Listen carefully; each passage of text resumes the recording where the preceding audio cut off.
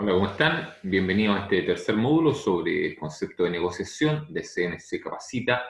Y en este vamos a partir hablando sobre lo que son las fases de la negociación.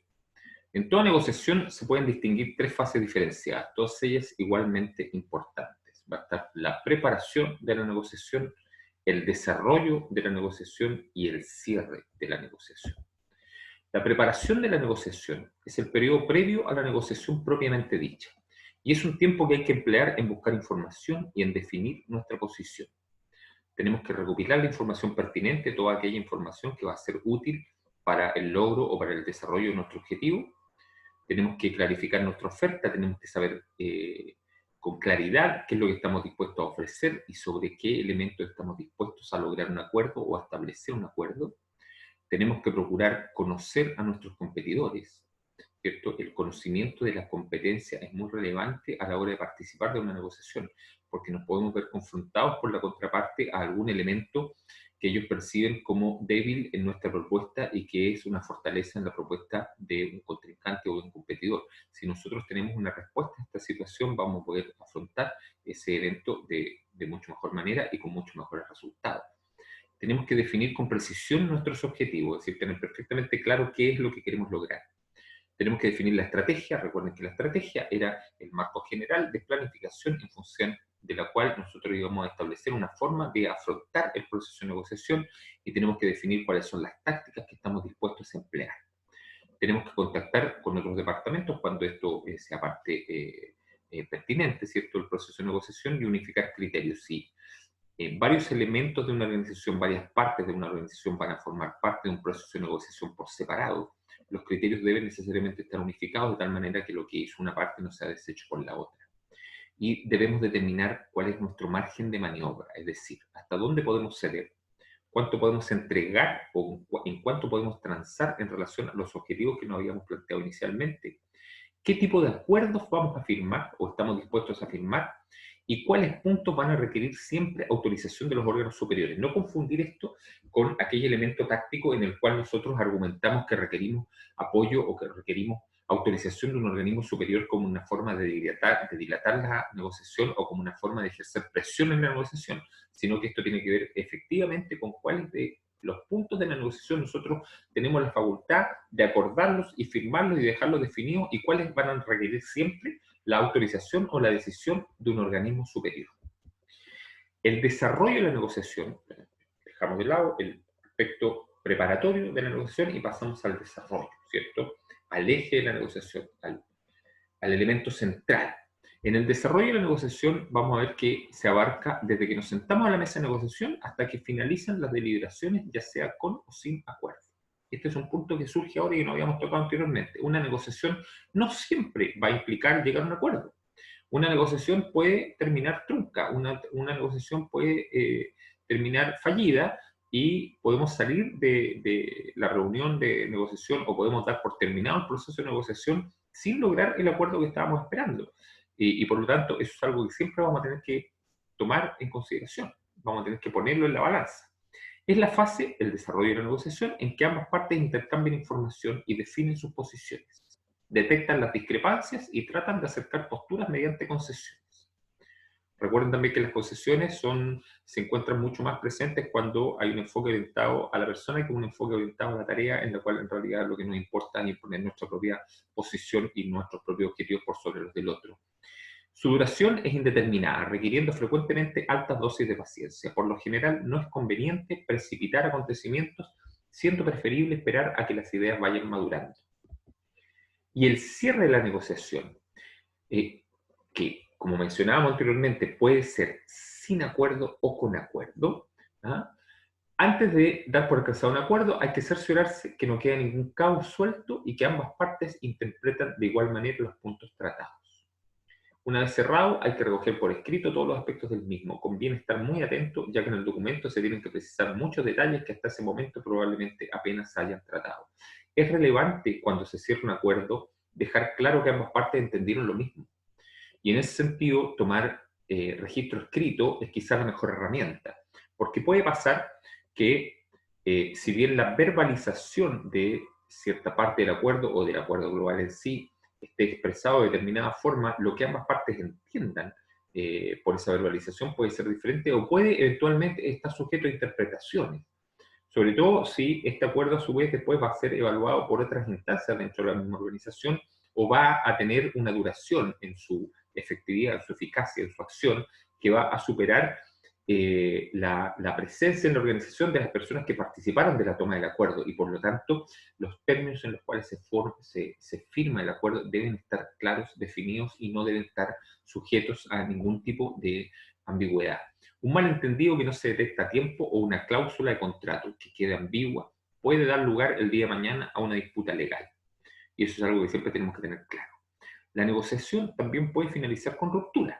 Y aunque no conviene precipitarse a la hora de tomar esta decisión, es una posibilidad que se conviene contemplar cuando se negocie. Hay que tener muy clara la siguiente premisa. Siempre va a ser más válido no firmar un acuerdo que firmar un mal acuerdo. La discusión en la negociación. Cuando comienza propiamente la negociación, las partes van a mantener posiciones distantes. No se va a dar inicio a un diálogo de manera inmediata. La norma es que cada uno encuentre su posición perfectamente lógica y racional y en cambio no se explique la del contrario, la cual le va a resultar probablemente egoísta e indefendible.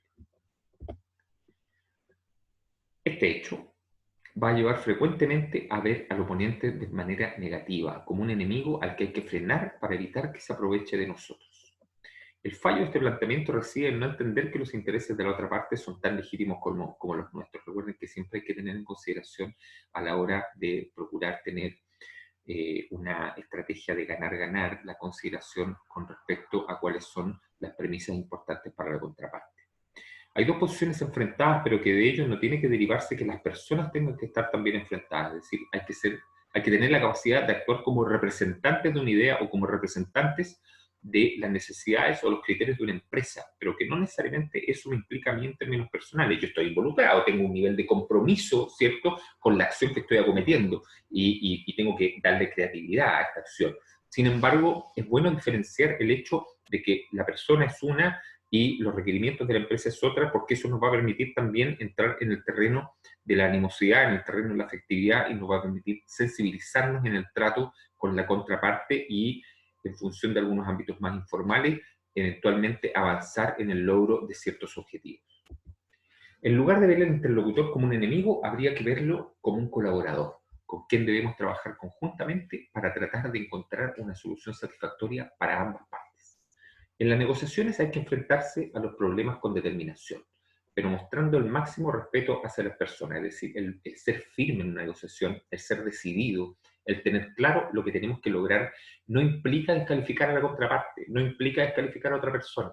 Al contrario, cuando nosotros somos capaces de manifestar con firmeza nuestros planteamientos, de manifestar con firmeza nuestros puntos de vista, pero aún así hacerlo en un marco de respeto, probablemente vamos a ser mucho mejor evaluados por la contraparte, vamos a incrementar el grado de confianza que está establecido en el proceso de negociación y vamos a tener más facilidades para lograr el objetivo que nos hemos planteado.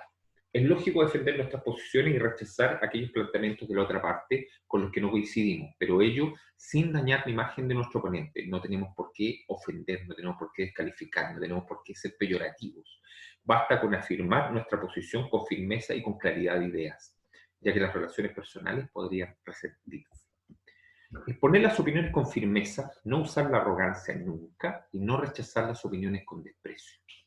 El uso apropiado del lenguaje ayuda a hacer esta separación entre problemas y personas. El lenguaje permite suavizar las formas sin perder por ello firmeza.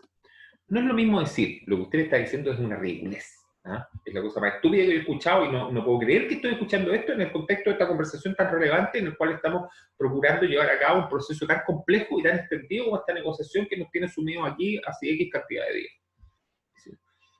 Vamos a predisponer la animosidad de la persona contra nosotros mismos y contra los objetivos que queremos lograr. Cuando nosotros podemos ser sutiles. ¿No? Lamento decirle que no podemos aceptar su planteamiento. Tiene que procurar hacernos llegar algún otro tipo de propuesta. Tiene que evaluar alguna otra idea en función de la cual nosotros podamos llegar a un acuerdo porque lo que usted nos plantea no nos parece apropiado. Y de esa persona, de esa forma, ustedes no están ofendiendo a la otra persona, ustedes no están descalificando la opinión que está entregando la otra persona, sino que solamente están manifestando el hecho de que es un ámbito en el cual ustedes no están dispuestos a llegar a un acuerdo o no están facultados para llegar a un acuerdo.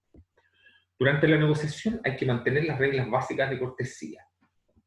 No hay que interrumpir a la contraparte cuando está haciendo uso de su tiempo para expresarse. Hay que contestar todas las preguntas que nos formulen.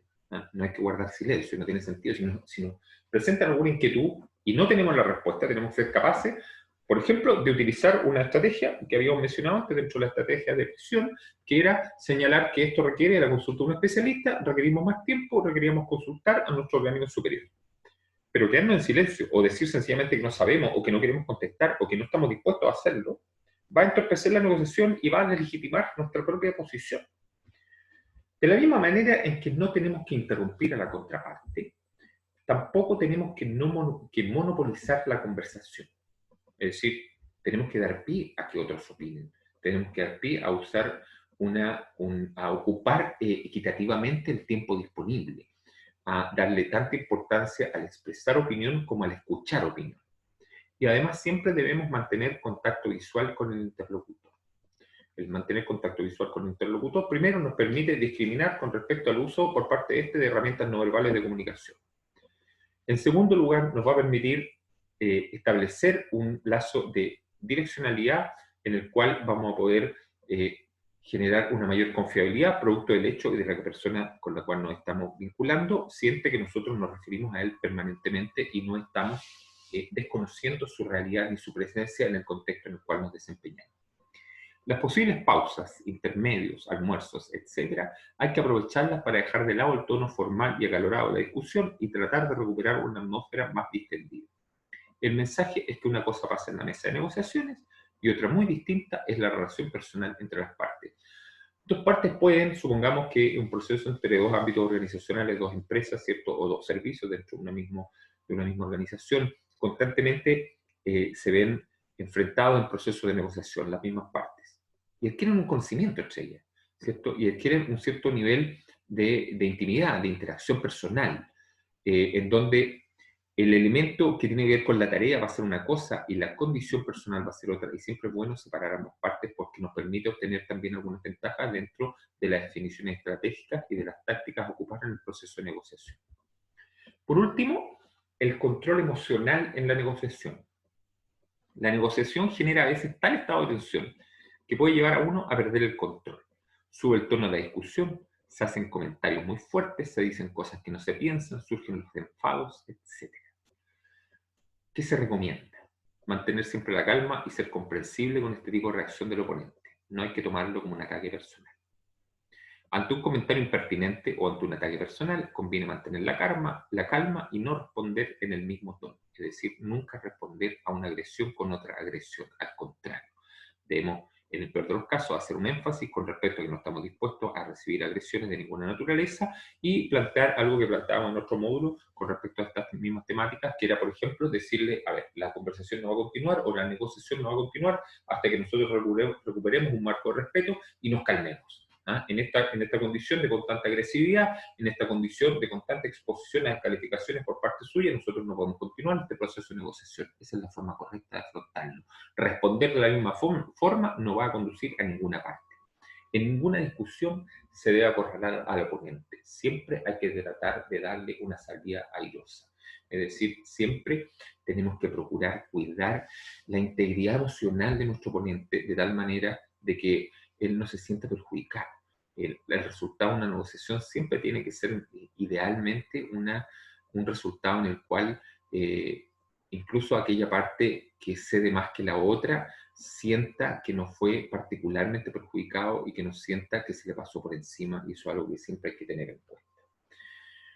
Dicho esto, los invito a repasar, ¿cierto?, los conceptos vertidos en el material que acompaña estos videos y estas presentaciones y a responder exitosamente la evaluación que acompaña este módulo al final del día.